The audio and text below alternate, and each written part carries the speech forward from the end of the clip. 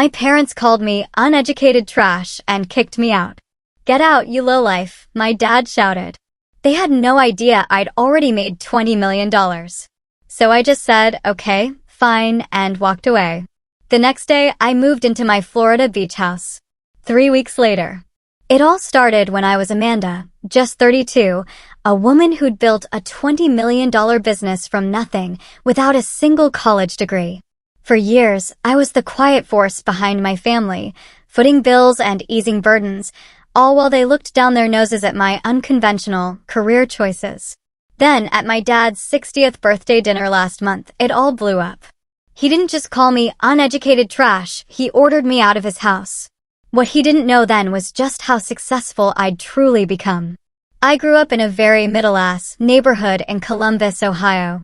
The expectations were as clear as they were traditional: college, then a respectable, steady job.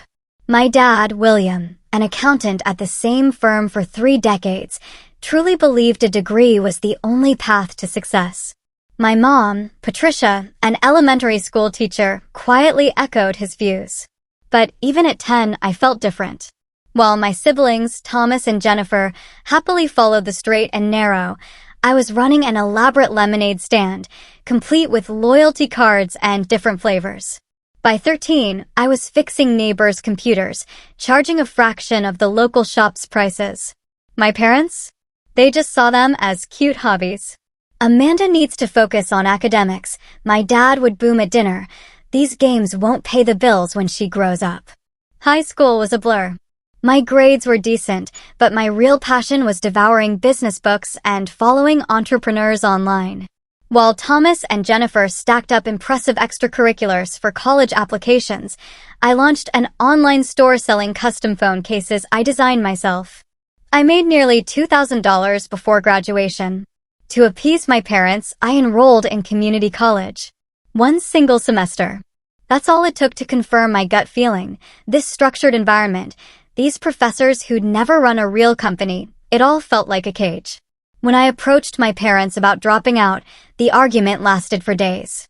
"You will throw your life away," my father shouted, his face fiery red. "No child of mine will be a college dropout working minimum wage jobs forever." But I left. I was 19, with just $2,000 saved from my various side hustles, ready to bet on myself. Those first few months were brutal. I rented a tiny studio in a questionable neighborhood, the kind where you never did laundry after dark. I survived on ramen and discount groceries, working 18-hour days building my e-commerce platform. My first 3 business attempts crashed and burned. I lost money on a dropshipping venture. My social media management service imploded from underpricing, and my handmade jewelry couldn't scale. Each failure was a punch to the gut, but also a raw, painful lesson. I learned about supply chains, client contracts, and scalability, not from textbooks, but from real-world, face-plant experience. The turning point came when I met Sophia. She was 20 years older, with multiple successful exits under her belt, and she saw something in me my family never did. She became the mentor I desperately needed, teaching me practical business wisdom without a single judgment about my lack of a degree. "Education comes in many forms, Amanda," she told me over coffee. "Some of the most successful people I know learn by doing, not by sitting in classrooms." With Sophia's guidance, at 22, I launched my refined business model, an e-commerce platform connecting small American manufacturers with customers who wanted locally made products. The timing was perfect, riding a wave of interest in supporting small businesses and domestic manufacturing. Those early days demanded everything. My tiny apartment became a makeshift office, my futon doubled as a couch, and I worked from 5 a.m. until 11 p.m., handling everything from website coding to customer service. The breakthrough hit 8 months in. A popular lifestyle blogger featured one of our artisan partners, and orders flooded in. It was chaos in the best way.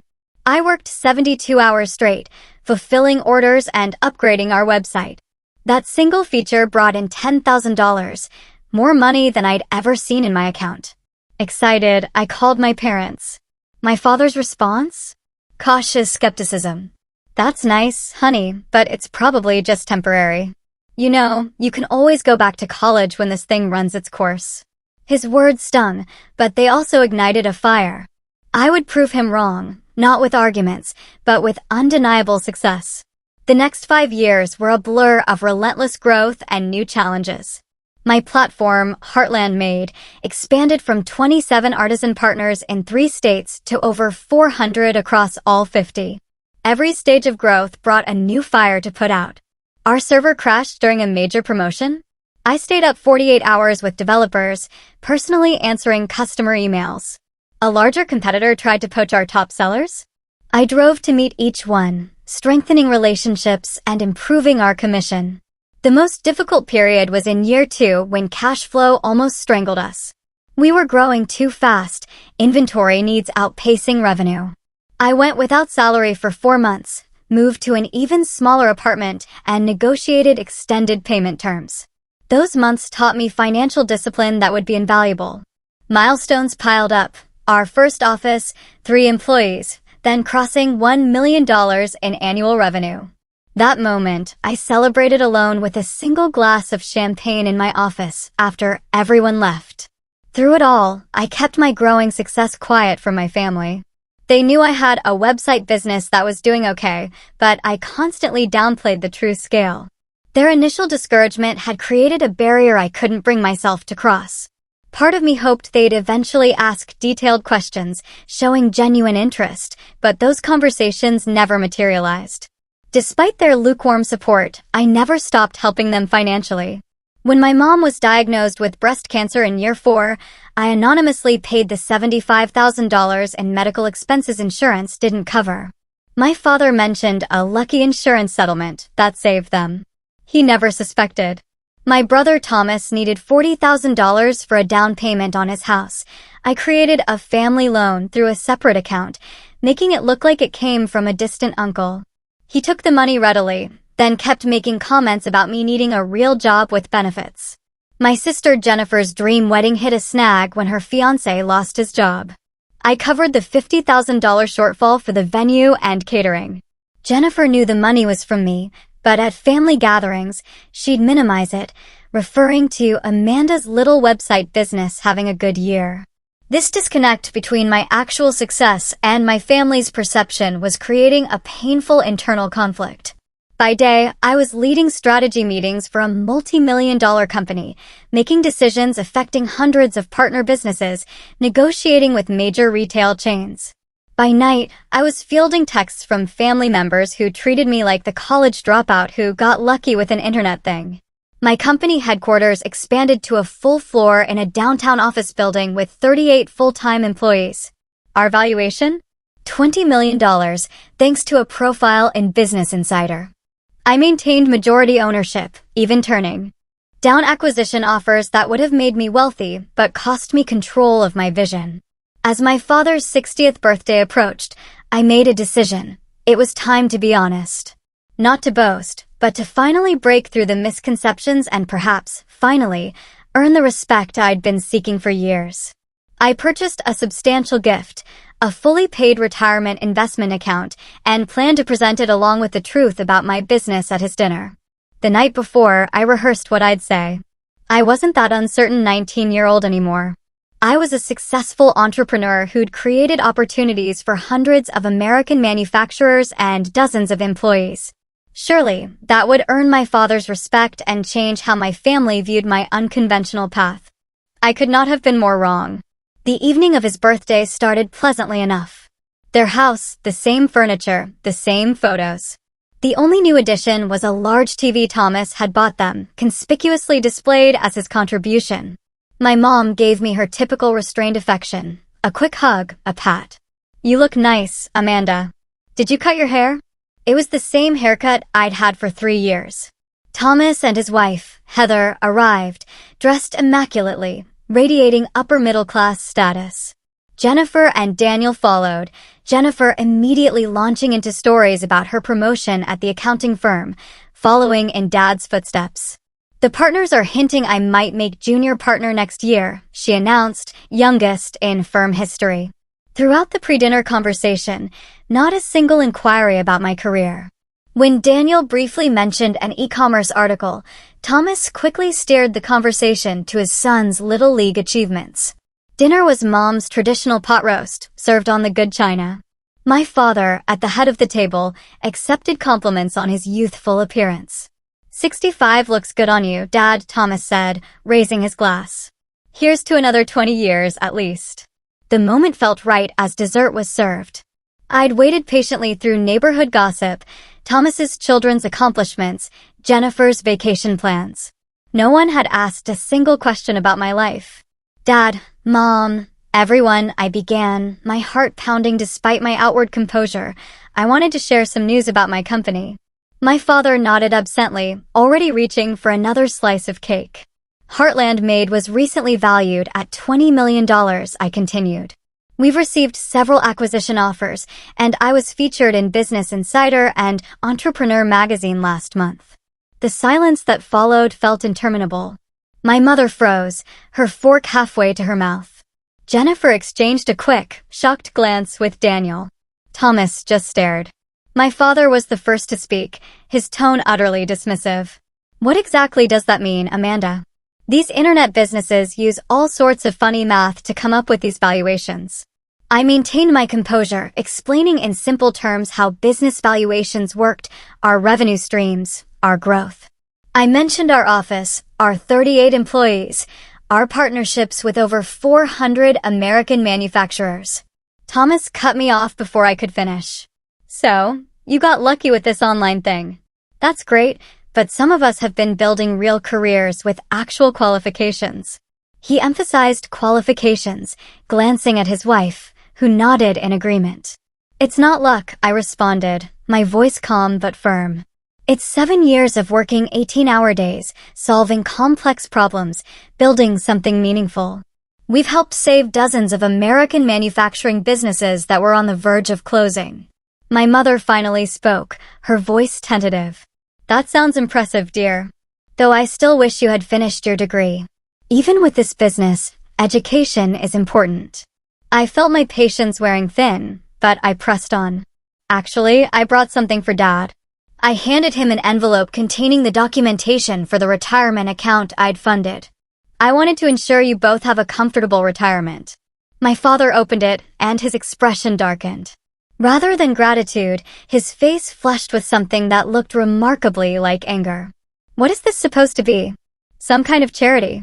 He dropped the papers onto the table. We didn't raise you to throw money around like you're better than everyone. That's not my intention at all, I explained. I just wanted to help, the same way I helped with Mom's medical bills, Thomas's house down payment, and Jennifer's wedding. 3 heads snapped up simultaneously. My secret financial assistance was suddenly exposed. You, my father sputtered, his voice rising, that was all you? Jennifer looked mortified. Thomas's expression hardened into something ugly. My mother just looked confused. You've been secretly paying for things behind our backs, playing the big shot with your internet money, he demanded. I was just trying to help, I replied, my voice smaller than I intended. I never wanted recognition. I just wanted to support the family. Support? Thomas interjected, scoffing. By making us feel like charity cases? Some of us work honest jobs with actual degrees, not getting rich quick with online schemes. It's not a scheme. I insisted, feeling the conversation spiral out of control. I built a legitimate business that helps American manufacturers. We employ dozens of people with good salaries and benefits. My father stood up, his napkin falling to the floor. You drop out of college against our advice. Disappear into your little internet world. And now you come back throwing money around like you have all the answers. That's not what I'm doing. I protested, fighting to keep my voice steady. You think your money makes you successful? He continued, his voice rising even further. You are still just uneducated trash who got lucky. Anyone can get lucky. The room fell silent. My mother gasped softly but said nothing in my defense. Thomas looked down at his plate, a slight, sickening smile playing at the corner of his mouth.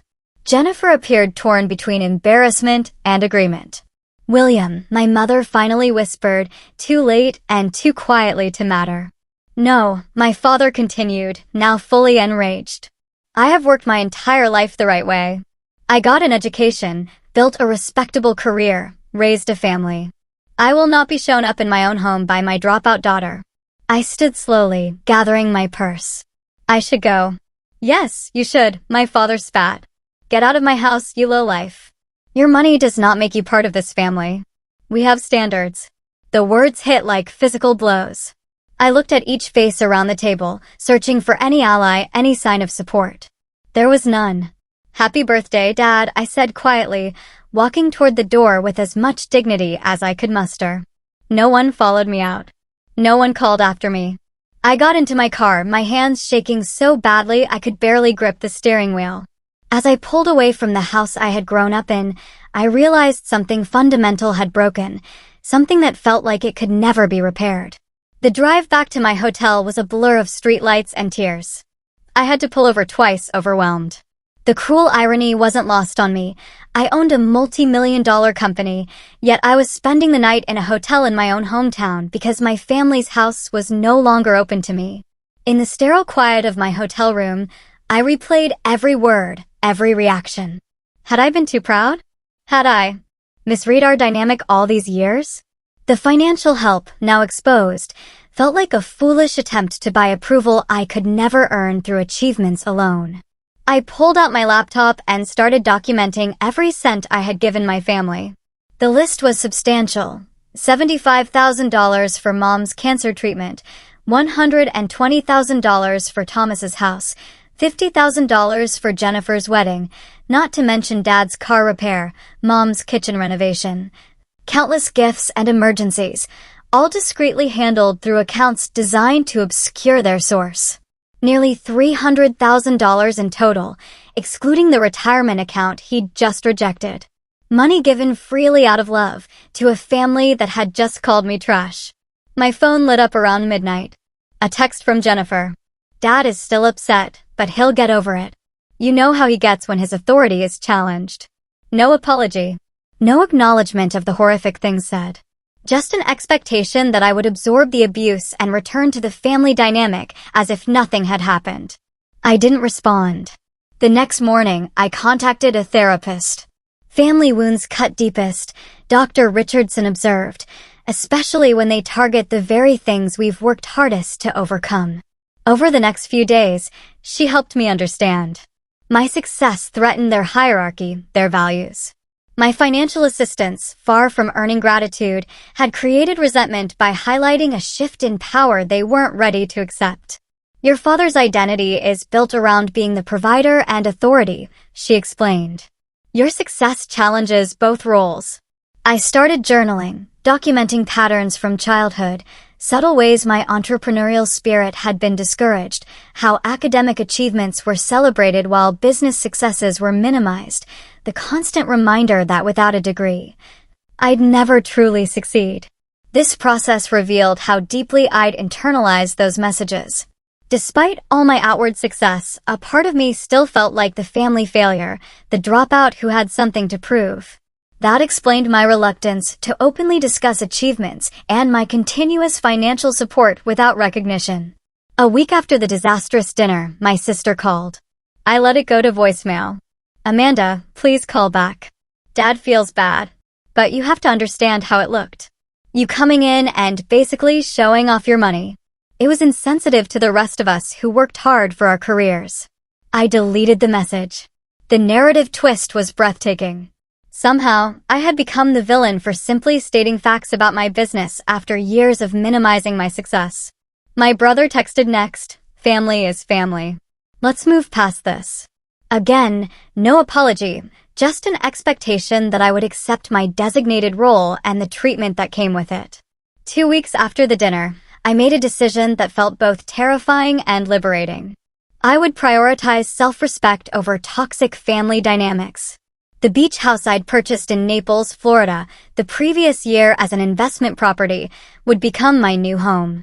Before leaving, I wrote a letter to my parents. Not an angry tirade, but an honest expression of hurt and disappointment. Dear Mom and Dad, I have spent years seeking your approval and respect. I have supported our family financially while downplaying my success to avoid making anyone uncomfortable.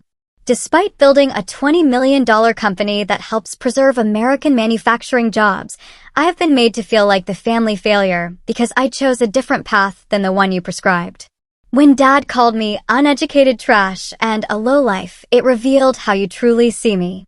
No amount of success will ever change that perception. I cannot continue to participate in a relationship where my worth is measured by credentials rather than character and achievement. I will always love you both, but I need to create distance for my own well-being. I hope someday we can rebuild our relationship on a foundation of mutual respect. Love, Amanda. I sealed the letter and mailed it personally. No response came. With the help of my executive assistant, I arranged for my belongings in Ohio to be packed and shipped. Most of my furniture and clothing I instructed her to donate. I wanted a fresh start, minimal baggage, both literal and figurative. My company could be run remotely. The leadership team I'd built was strong enough to handle day-to-day operations. As I boarded the plane to Florida, I felt a complex mix of grief and freedom. The family I had tried so desperately to please was behind me, but so was the burden of seeking approval I would never receive. Naples, Florida, greeted me with warm sunshine and salt-scented air, a stark contrast to the gray Ohio winter I'd left behind. My beach house stood on a quiet stretch of shoreline, a modern two-story structure with floor-to-ceiling windows facing the Gulf of Mexico. It felt impersonal, like an upscale hotel. Making this house truly mine became a form of therapy. I replaced the generic beige bedding with handcrafted quilts from one of my Heartland-made artisans. Mass-produced art came down, replaced with original pieces from emerging American artists I discovered through the business. Each morning, I woke to the sound of waves and the sight of authentic creativity surrounding me. The kitchen transformation came next, open shelving to display handmade pottery, colorful hand-woven textiles warming the space. Establishing routines became essential. Each morning began with a sunrise walk on the beach, collecting shells, watching dolphins arc through the waves. I found a local coffee shop where I became a regular, greeted by name. Running the business remotely was easier than anticipated. Video conferences replaced in-person meetings, and our systems functioned smoothly. Without the daily commute and office distractions, I was more productive, making clearer decisions from my peaceful new headquarters. My executive team visited after the first month, and several commented on the positive change in my leadership style. "You seem more centered," Marcus, my operations director, observed. "More confident in your decisions." He was right. Without the undercurrent of seeking family approval, my business instincts flowed more naturally. I trusted my judgment without the shadow of my father's criticism hanging over each choice. Community involvement became another anchor. I joined the local Chamber of Commerce and a businesswomen's networking group. Unlike in Ohio, where I downplayed my success, here I was open about my company and achievements. The respect came naturally, without the baggage of who I had been before my success. I befriended Eliza, an art gallery owner, who introduced me to her circle of friends, accomplished women in their 30s and 40s who valued each other for present achievements, not past credentials. Our weekly dinner gatherings were filled with laughter and conversations that never once included questions about my education or suggestions that I'd merely gotten lucky. Then came the unexpected visit. 3 weeks into my Florida residence, my brother Thomas arrived unannounced at my door one Saturday afternoon. "Nice place," he said, whistling as he surveyed the ocean view. "Really nice." His appearance was jarring in my new sanctuary. He looked out of place in his button-down shirt and pressed khakis amid my casual coastal decor. "What brings you to Florida, Thomas?" I asked, not offering a drink or seat. "Family," he replied with the same confident smile he'd used to charm our parents since childhood. "And I could use some advice about an investment opportunity, possibly a loan to get in on the ground floor." Some patterns were too predictable to be surprising. Without my parents as an audience, his pretense dropped quickly. This was a financial visit, nothing more. "I'm not making any loans to family members anymore," I said firmly. "That chapter is closed." His expression hardened. "So that's how it is. You move to your beach mansion and forget where you came from. Dad was right about you." "Dad called me uneducated trash and kicked me out of his house," I reminded him. Is that what you came here to reinforce? Thomas backpedaled quickly. He didn't mean it like that. You know how he gets. Family fights happen. That was not a fight, I replied. It was a revelation. Now, if you'll excuse me, I have plans this afternoon. After showing him out, I sat on my deck, watching the waves, surprisingly unshaken by the encounter. The boundaries I was establishing felt right, even if they were painful to implement. That evening, I made a significant decision. I contacted my lawyer and established an anonymous scholarship fund at the community college I'd briefly attended. The Amanda Wilson Entrepreneurship Scholarship would provide full tuition and mentorship to 5 students annually who demonstrated entrepreneurial potential but lacked traditional academic advantages. Make sure the selection criteria focus on demonstrated initiative and creative problem solving, not grades, I instructed. And find mentors who have built actual businesses, not just top business classes. As weeks passed, my house truly became a home. I planted a garden of native Florida species that attracted butterflies and hummingbirds. I adopted a rescue dog, a mixed breed named Charlie, who accompanied me on beach walks and slept at the foot of my bed. His uncomplicated affection was a daily reminder of how relationships should feel. I found unexpected peace in solitude. Without the constant underlying anxiety of family judgment, I discovered aspects of myself previously overshadowed by that stress. I took a pottery class, terrible at it, but enjoying the meditative process. I tried paddleboard yoga, spending more time in the water than on the board, but laughing through each attempt. 3 weeks turned into a month, then 6 weeks. The pain of family rejection remained, but transformed into something less acute, more like an old injury that occasionally ached rather than a fresh wound. I was building something new here, not just a home, but an authentic life aligned with my values rather than someone else's expectations. Then came the unexpected development that would bring my family story full circle in ways I never anticipated. The Naples Business Journal wasn't a publication I normally read, but Eliza texted me early one morning, insisting I pick up a copy. Page 3. You are going to want to see this. There I was, photographed on my deck with the Gulf of Mexico behind me, under the headline, E-commerce innovator brings multi-million-dollar business to Naples. The journalist had done her research, detailing Heartland Mate's growth from startup to $20 million valuation, our impact on American manufacturing, and my recent entrepreneurship scholarship foundation. The article painted a picture of success far more comprehensive than anything that had appeared in my hometown media. I didn't authorize this, I told Eliza when she called to congratulate me. Public records, she explained. Property transfers, business registrations. Once they knew you were here, the rest was easy to piece together. Besides, it's a great article. She was right. The piece was well-researched and flattering, focusing on business accomplishments. I thought little more about it until the following week, when my phone began lighting up with social media notifications. The article had been picked up by several larger business publications, then shared extensively through LinkedIn and Facebook. Former high school classmates suddenly remembered our friendship. Teachers claimed they'd always seen my potential. Most surprising were messages from small business owners in my hometown, thanking me for representing what was possible without following traditional paths. You inspired me to finally launch my business, one former classmate wrote. If you could build something so substantial without a fancy degree, maybe my idea has merit too. The local newspaper in my hometown even ran a condensed version of the article with an additional angle, Local Entrepreneur Makes National Impact. The irony wasn't lost on me. The same community that had subtly reinforced my parents' disappointment now celebrated me as a hometown success story. Through this ripple effect of publicity, my family inevitably discovered the full extent of my success. The first sign came as a friend request from my cousin Susan, followed by several other extended family members who had previously shown little interest in my life. Then came the text from my mother. Saw the article about your company. Very impressive, dear. Dad and I are so proud. No mention of his cruel words, no acknowledgement of the rift.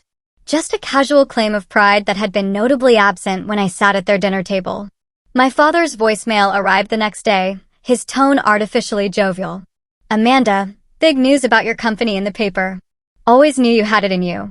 There seems to have been a misunderstanding last time we spoke. Call me back when you can. A misunderstanding. That's how he characterized calling his daughter uneducated trash and ordering her out of his house. 3 days later, my mother texted again. We are thinking of visiting Florida next month. Would love to see your new place. Let us know if that would work for you. The message landed like a stone in my stomach.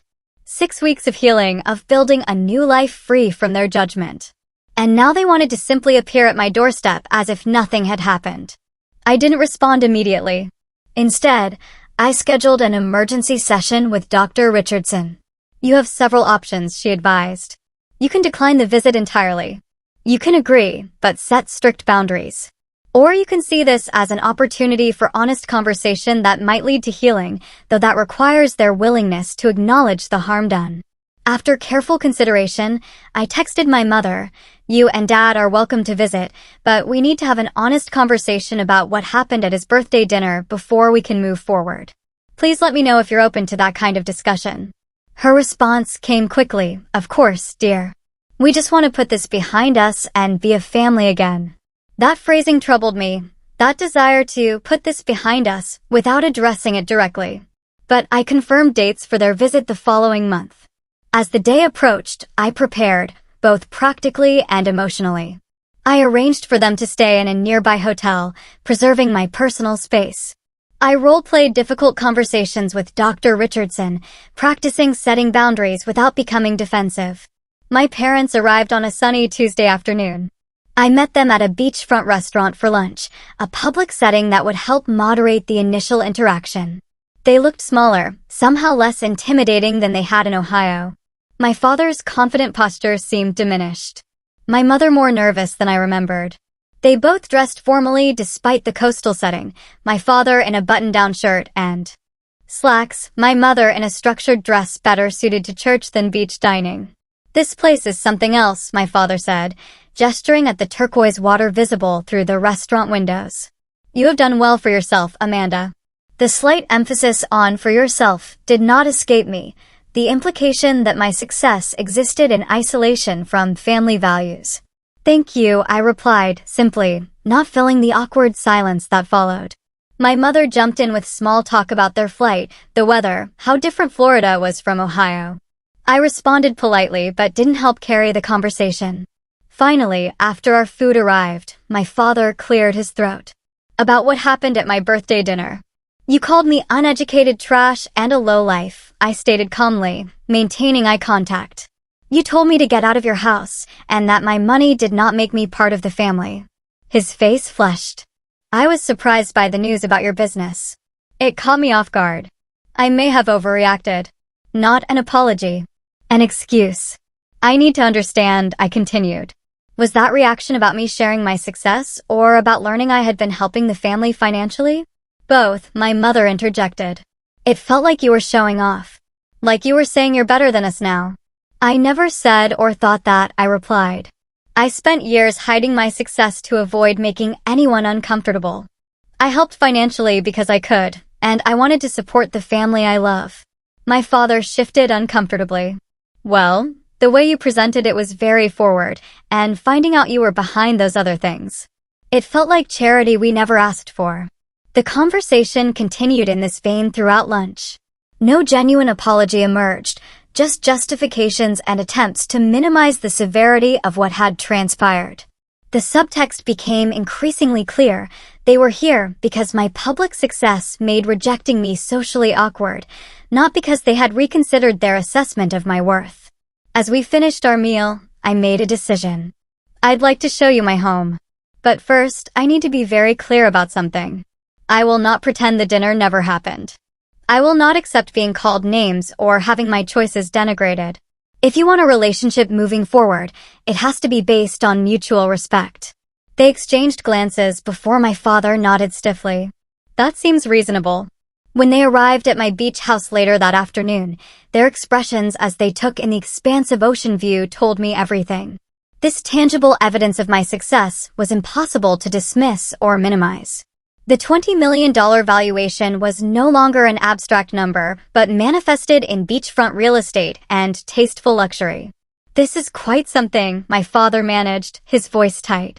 "Would you like a tour?" I offered. As I showed them through the house, pointing out handcrafted items from Heartland-made artisans that decorated each room, I realized something profound. Their approval, which I had sought for so long, no longer held the power it once did. I was proud of this home and the business that made it possible, regardless of their reaction. This revelation was perhaps the most valuable outcome of their visit, worth more than any apology they might have offered. The conversation that followed, on the deck overlooking the ocean as the setting sun painted the sky in shades of orange and pink, was difficult but necessary. "I want to be clear about something," my father began, his tone more conciliatory than I had ever heard it. "I am sorry for what I said at my birthday. It was uncalled for, regardless of how surprised I was." The apology, while welcome, carried a qualification that diminished its impact. His focus remained on his experience of surprise rather than the harm his words had caused. "What hurt most," I replied carefully, "was that those words seemed to reveal how you truly see me, despite everything I have accomplished." My mother reached across the table, not quite touching my hand. "We have always been proud of you, Amanda. We just worried about your future without a degree." "My future is here," I said, gesturing to the house and the business that had made it possible.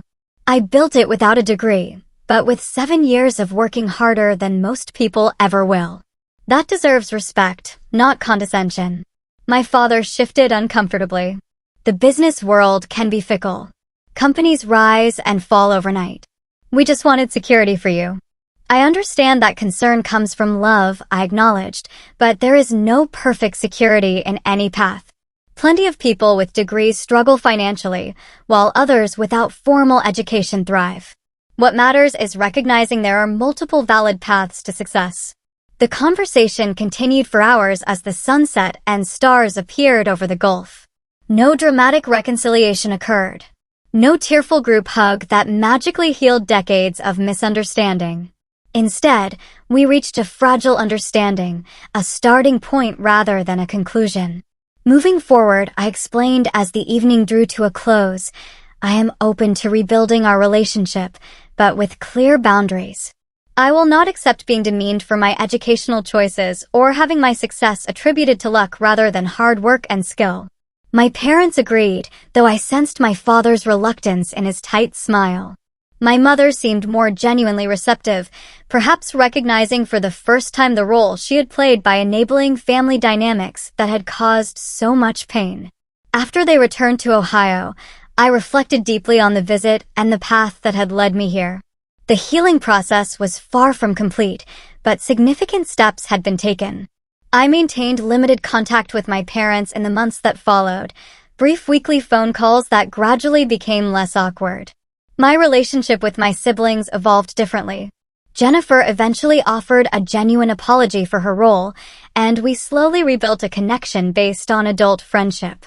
Thomas remained distant, occasionally sending holiday greetings, but making no real effort to understand or acknowledge the harm done. My personal healing journey continued with regular therapy.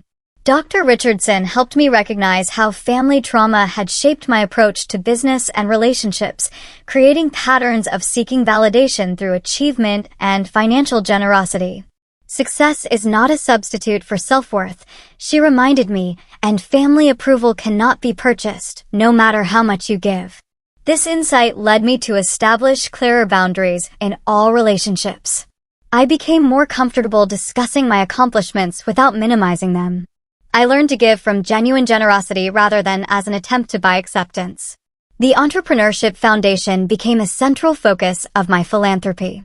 Beyond funding scholarships, I developed a mentorship program pairing successful entrepreneurs without traditional credentials with promising students facing similar challenges. Witnessing their growth and success brought a satisfaction deeper than any family approval could provide. My friend circle in Naples expanded, creating a chosen family based on mutual respect and genuine connection. Our weekly gatherings became a source of joy and belonging I had never experienced in Ohio. These relationships, freely chosen and maintained, taught me what healthy support should feel like. The beach house transformed completely over time, every room reflecting my authentic taste and values. The garden flourished. Charlie, my rescue dog, gained a companion when I adopted a second dog, Luna, a senior retriever everyone else had overlooked. Running Heartland Made remotely proved so successful that I implemented flexible work policies for all employees. Productivity increased, and employee satisfaction scores reached all-time highs. 1 year after my move to Florida, I hosted a dinner party for my new friends. As we gathered around the table on my deck, watching dolphins play in the sunset waves, I realized how completely my life had transformed from that painful night at my parents' house to this chosen family. Eliza raised her glass. To having the courage to prioritize respect over obligation, she toasted. The sentiment captured exactly what I had learned through this journey. Family connections are valuable, but not at the cost of dignity and self-respect. Success cannot be measured solely by degrees or traditional achievements, but by the lives we touch and the positive impact we create. Most importantly, I learned that forgiveness does not require forgetting or continuing to accept harmful treatment. True forgiveness is an internal process of releasing anger and resentment while still maintaining boundaries that protect your well-being. My story is still unfolding, as all our stories are. The relationship with my parents continues to evolve, sometimes progressing, sometimes regressing to old patterns. I maintain my boundaries with compassionate firmness, accepting that complete understanding may never come, but refusing to compromise my self-worth in seeking it. If my experience offers any wisdom worth sharing, it is this: your value is not determined by others' perceptions, especially those clouded by outdated beliefs or expectations. Success comes in countless forms, often unexpected ones, and sometimes the most painful rejections lead to the most authentic and fulfilling paths forward.